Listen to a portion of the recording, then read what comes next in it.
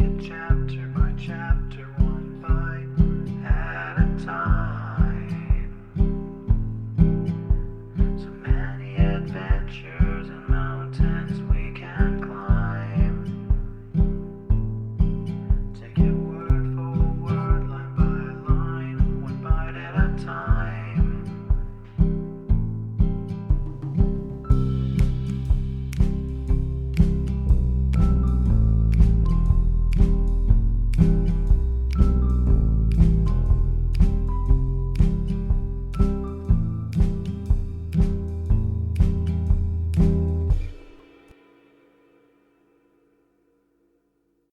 Welcome to Bite at a Time Books, where we read you your favorite classics one bite at a time.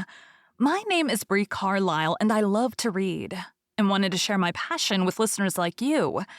If you want to know what's coming next and vote on upcoming books, sign up for our newsletter at biteatatimebooks.com. You'll also find our new t-shirts in the shop, including podcast shirts and quote shirts from your favorite classic novels. Be sure to follow my show on your favorite podcast platform so you get all the new episodes. You can find most of our links in the show notes. But also our website, biteatatimebooks.com, includes all of the links for our show, including to our Patreon to support the show, and YouTube, where we have special behind the narration of the episodes. We're part of the Bite at a Time Books Productions Network.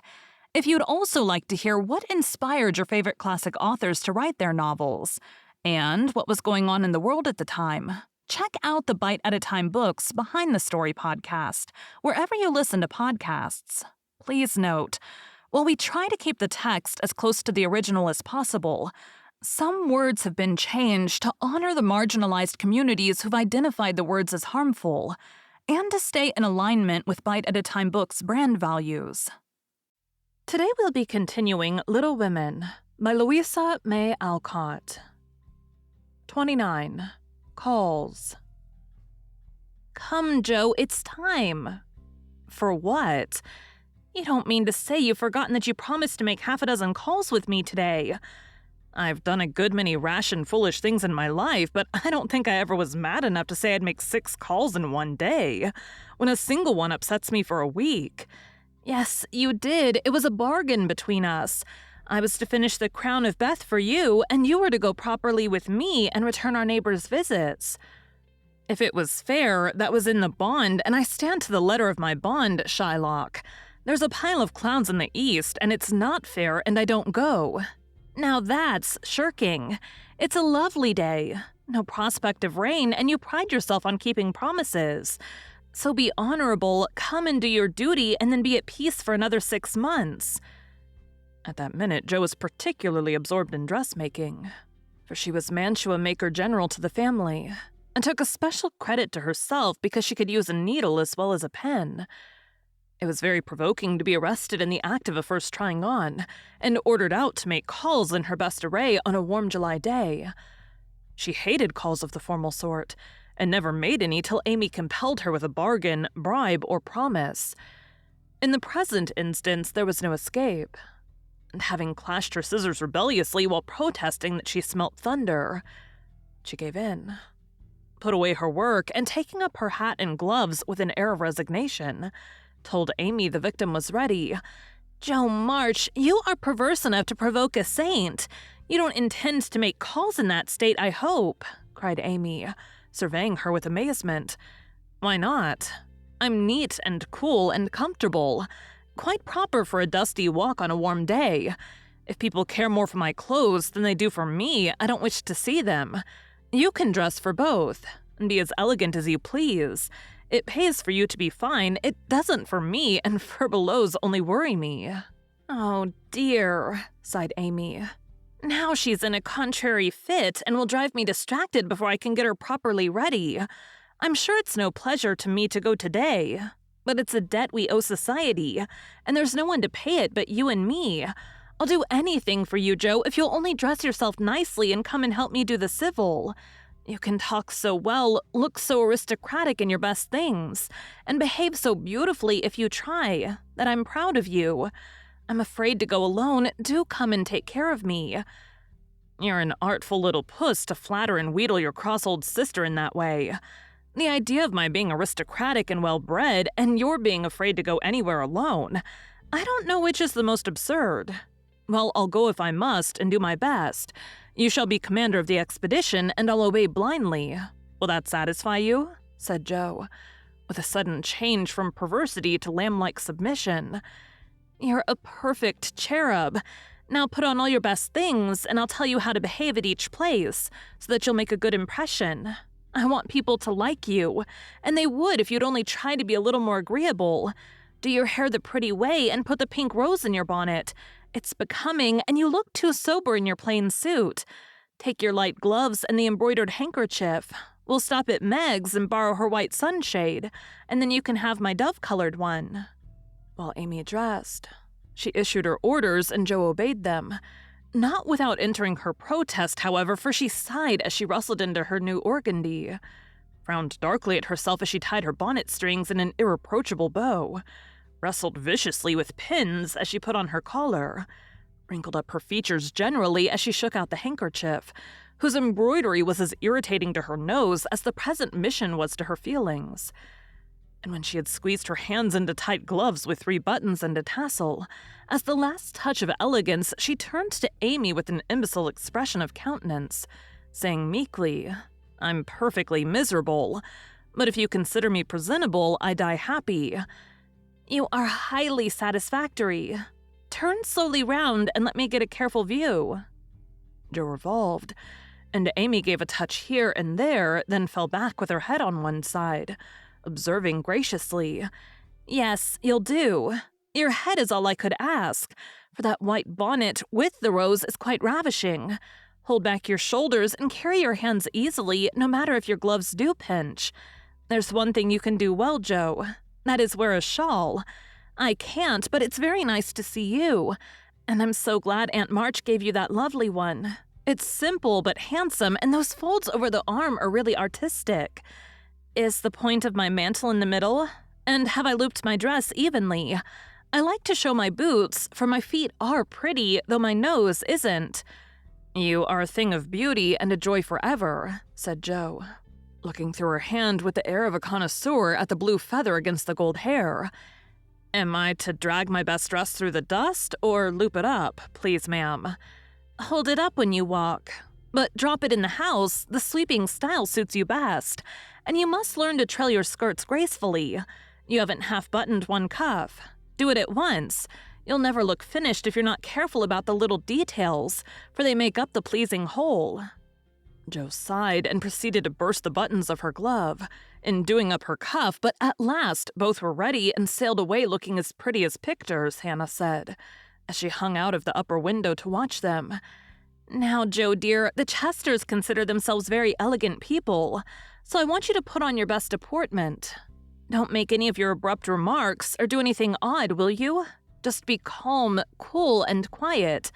That's safe and ladylike, and you can easily do it for 15 minutes, said Amy, as they approached the first place, having borrowed the white parasol and been inspected by Meg with a baby on each arm. Let me see. Calm, cool, and quiet. Yes, I think I can promise that. I've played the part of a prim young lady on the stage, and I'll try it off. My powers are great, as you shall see, so be easy in your mind, my child. Amy looked relieved. But naughty Joe took her at her word, for during the first call she sat with every limb gracefully composed, every fold correctly draped, calm as a summer sea, cool as a snowbank, and as silent as a sphinx. In vain, Mrs. Chester alluded to her charming novel, and the Mrs. Chester introduced parties, picnics, and the opera and the fashions. Each and all were answered by a smile, a bow, and a demure yes or no with the chill on. In vain, Amy telegraphed the word talk, tried to draw her out, and administered covert pokes with her foot. Joe sat as if blandly unconscious of it all, with deportment like Maud's face, icily regular, splendidly null. "What a haughty, uninteresting creature that oldest Miss March is," was the unfortunately audible remark of one of the ladies, as the door closed upon their guests. Joe laughed noiselessly all through the hall, but Amy looked disgusted at the failure of her instructions and very naturally laid the blame upon Joe. How could you mistake me so? I merely meant you to be properly dignified and composed, and you made yourself a perfect stock in stone. Try to be social at the Lambs, gossip as other girls do, and be interested in dress and flirtations. And whatever nonsense comes up, they move in the best society, are valuable persons for us to know, and I wouldn't fail to make a good impression there for anything. I'll be agreeable. I'll gossip and giggle and have horrors and raptures over any trifle you like. I rather enjoy this. And now I'll imitate what is called a charming girl. I can do it, for I have May Chester as a model, and I'll improve upon her. See if the Lambs don't say, "What a lively, nice creature that Jo March is." Amy felt anxious. As well she might, for when Jo turned freakish, there was no knowing where she would stop. Amy's face was a study when she saw her sister skim into the next drawing room, kiss all the young ladies with effusion, beam graciously upon the young gentlemen, and join in the chat with a spirit which amazed the beholder. Amy was taken possession of by Mrs. Lamb, with whom she was a favorite, and forced to hear a long account of Lucretia's last attack, while three delightful young gentlemen hovered near, waiting for a pause when they might rush in and rescue her. So situated, she was powerless to check Jo, who seemed possessed by a spirit of mischief and talked away as volubly as the old lady. A knot of heads gathered about her, and Amy strained her ears to hear what was going on, for broken sentences filled her with alarm. Round eyes and uplifted hands tormented her with curiosity, and frequent peals of laughter made her wild to share the fun. One may imagine her suffering on overhearing fragments of this sort of conversation. She rides splendidly. Who taught her? No one. She used to practice mounting, holding the reins, and sitting straight on an old saddle in a tree.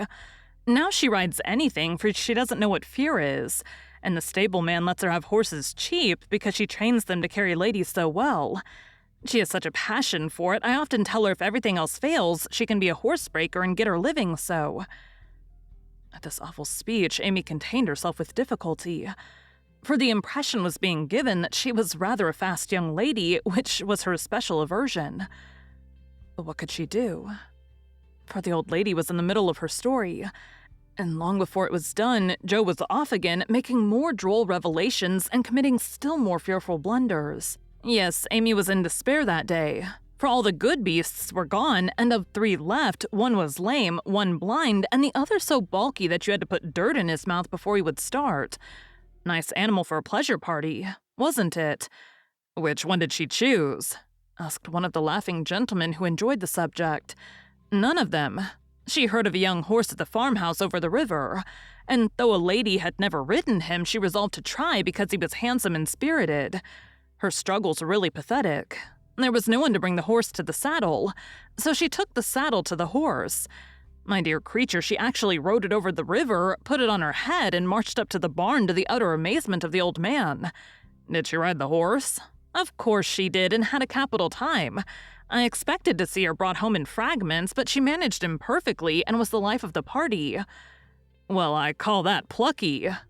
And young Mr. Lamb turned an approving glance upon Amy, wondering what his mother could be saying to make the girl look so red and uncomfortable. She was still redder and more uncomfortable a moment after when a sudden turn in the conversation introduced the subject of dress. One of the young ladies asked Jo where she got the pretty drab hat she wore to the picnic. And stupid Jo, instead of mentioning the place where it was bought 2 years ago, must needs answer with unnecessary frankness. Oh, Amy painted it. You can't buy those soft shades, so we paint ours any color we like. It's a great comfort to have an artistic sister. Isn't that an original idea? Cried Miss Lamb, who found Jo great fun. That's nothing compared to some of her brilliant performances. There's nothing the child can't do. Why, she wanted a pair of blue boots for Sally's party, so she just painted her soiled white ones the loveliest shade of sky blue you ever saw, and they looked exactly like satin, added Jo with an air of pride in her sister's accomplishments that exasperated Amy till she felt that it would be a relief to throw her card case at her. We read a story of yours the other day, and enjoyed it very much, observed the elder Miss Lamb, wishing to compliment the literary lady, who did not look the character just then, it must be confessed. Any mention of her works always had a bad effect upon Jo, who either grew rigid and looked offended or changed the subject with a brusque remark, as now. "Sorry you could find nothing better to read. I write that rubbish because it sells and ordinary people like it. Are you going to New York this winter?" As Miss Lamb had enjoyed the story, this speech was not exactly grateful or complimentary. The minute it was made, Jo saw her mistake, but fearing to make the matter worse, suddenly remembered that it was for her to make the first move toward departure, and did so with an abruptness that left 3 people with half-finished sentences in their mouths.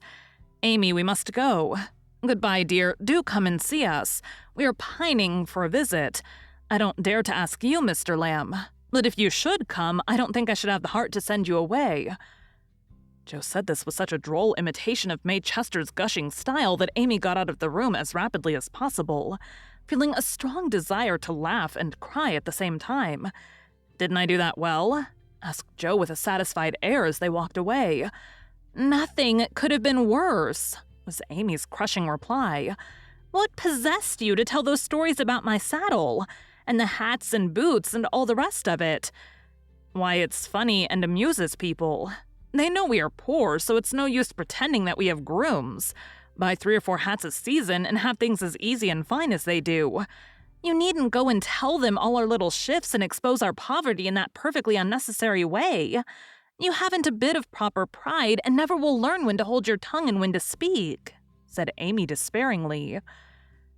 Poor Jo looked abashed, and silently chafed the end of her nose with the stiff handkerchief, as if performing a penance for her misdemeanors. "How shall I behave here?" she asked as they approached the 3rd mansion. "Just as you please. I wash my hands of you," was Amy's short answer. "Then I'll enjoy myself.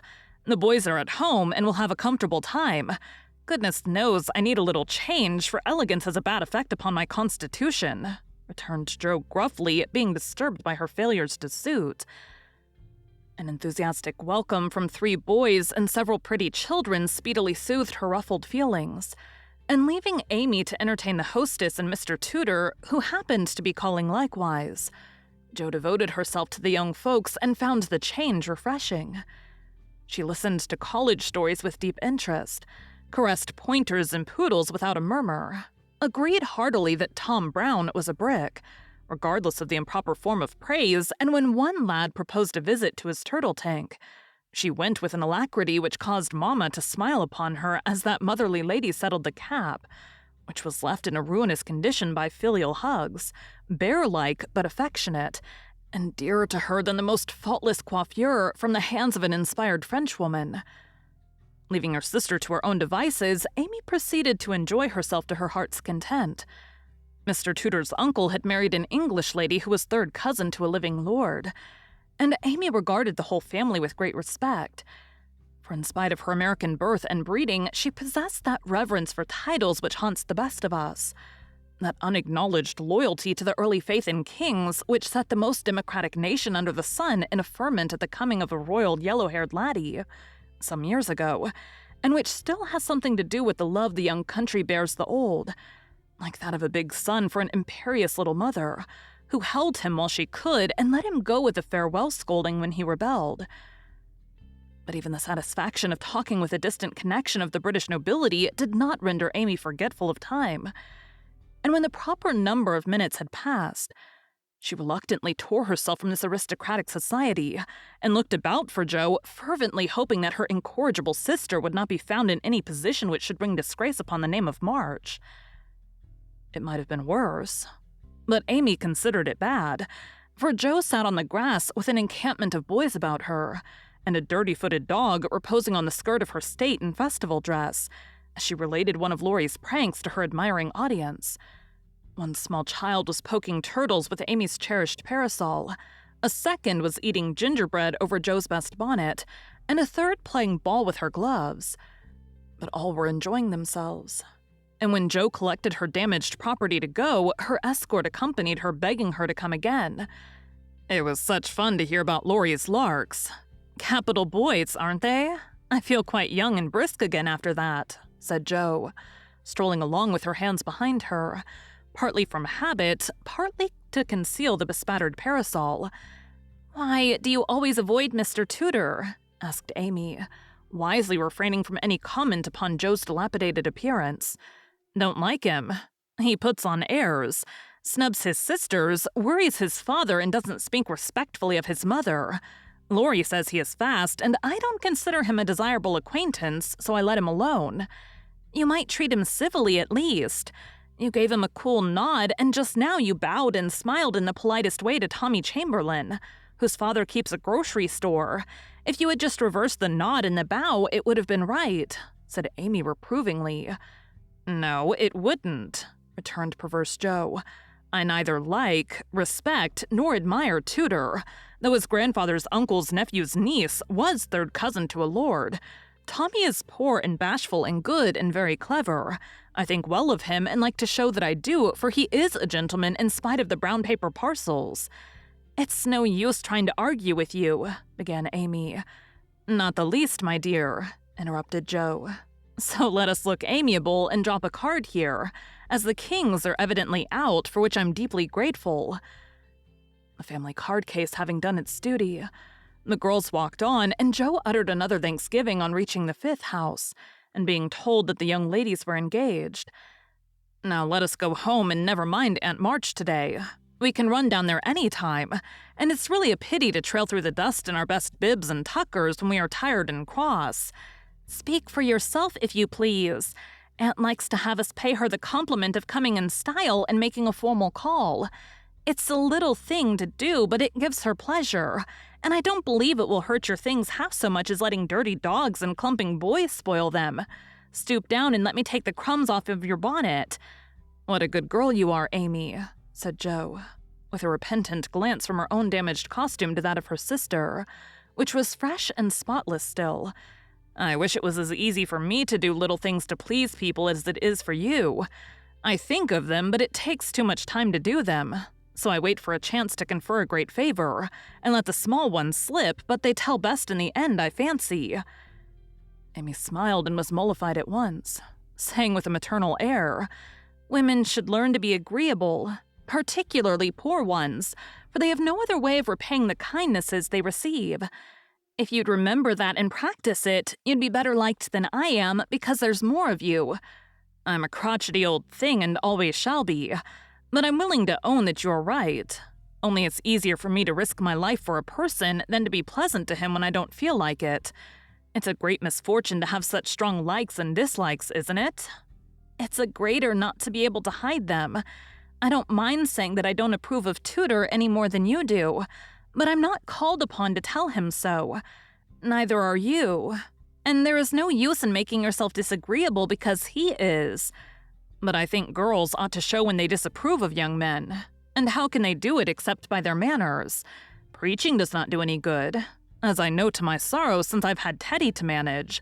But there are many little ways in which I can influence him without a word, and I say we ought to do it to others if we can. Teddy is a remarkable boy, and can't be taken as a sample of other boys, said Amy, in a tone of solemn conviction which would have convulsed the remarkable boy if he had heard it. If we were belles or women of wealth and position, we might do something perhaps. But for us to frown at one set of young gentlemen because we don't approve of them, and smile upon another set because we do, wouldn't have a particle of effect, and we should only be considered odd and puritanical. So we are to countenance things and people which we detest, merely because we are not belles and millionaires, are we? That's a nice sort of morality. I can't argue about it. I only know that it's the way of the world, and people who set themselves against it only get laughed at for their pains. I don't like reformers, and I hope you will never try to be one. I do like them, and I shall be one if I can. For in spite of the laughing, the world would never get on without them. We can't agree about that, for you belong to the old set and I to the new. You'll get on the best, but I shall have the liveliest time of it. I should rather enjoy the brickbats and hooting, I think. Well, compose yourself now, and don't worry Aunt with your new ideas. I'll try not to. But I'm always possessed to burst out with some particularly blunt speech or revolutionary sentiment before her. It's my doom, and I can't help it.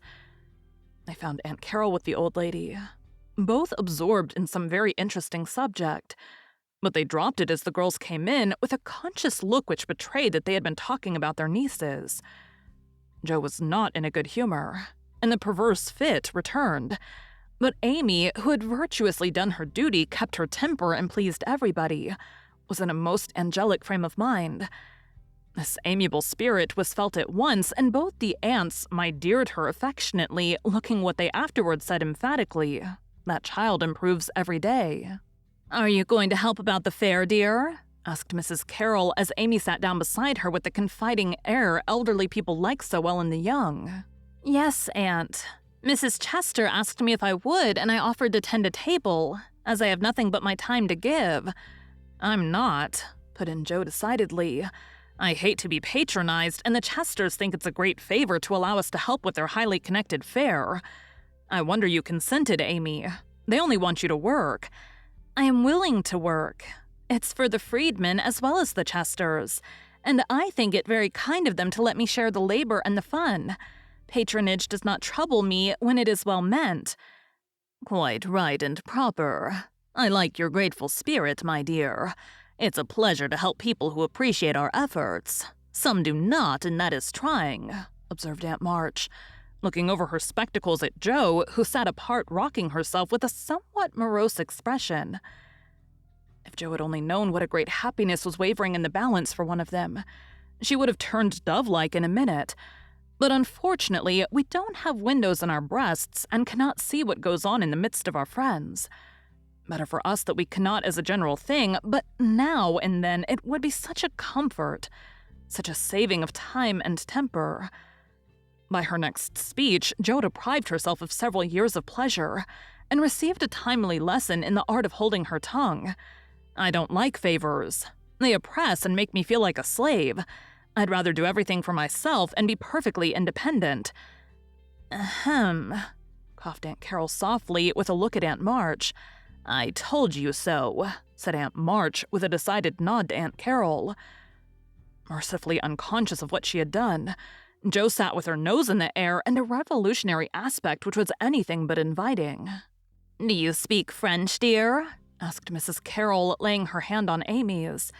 "Pretty well, thanks to Aunt March, who lets Esther talk to me as often as I like," replied Amy with a grateful look, which caused the old lady to smile affably. "How are you about languages?" asked Mrs. Carroll of Jo. "Don't know a word. I'm very stupid about studying anything. Can't bear French, it's such a slippery, silly sort of language," was the brusque reply. Another look passed between the ladies, and Aunt March said to Amy, "You are quite strong and well now, dear, I believe. Eyes don't trouble you any more, do they?" "Not at all, thank you, ma'am. I'm very well and mean to do great things next winter so that I may be ready for Rome whenever that joyful time arrives." "Good girl. You deserve to go, and I'm sure you will someday," said Aunt March with an approving pat on the head as Amy picked up her ball for her. "Cross patch, draw the latch. Sit by the fire and spin," squalled Polly, bending down from his perch on the back of her chair to peep into Jo's face, with such a comical air of impertinent inquiry that it was impossible to help laughing. "Most observant bird," said the old lady. "Come and take a walk, my dear," cried Polly, hopping toward the china closet with a look suggestive of lump sugar. "Thank you, I will. Come, Amy." And Jo brought the visit to an end, feeling more strongly than ever that calls did have a bad effect upon her constitution. She shook hands in a gentlemanly manner, but Amy kissed both the aunts and the girls departed, leaving behind them the impression of shadow and sunshine, which impression caused Aunt March to say as they vanished, "You'd better do it, Mary. I'll supply the money." And Aunt Carroll to reply decidedly, "I certainly will, if her father and mother consent." Thank you for joining Bite at a Time Books today, while we read a bite of one of your favorite classics. Again, my name is Bree Carlile, and I hope you come back tomorrow for the next bite of Little Women. Don't forget to sign up for our newsletter at biteatatimebooks.com and check out the shop.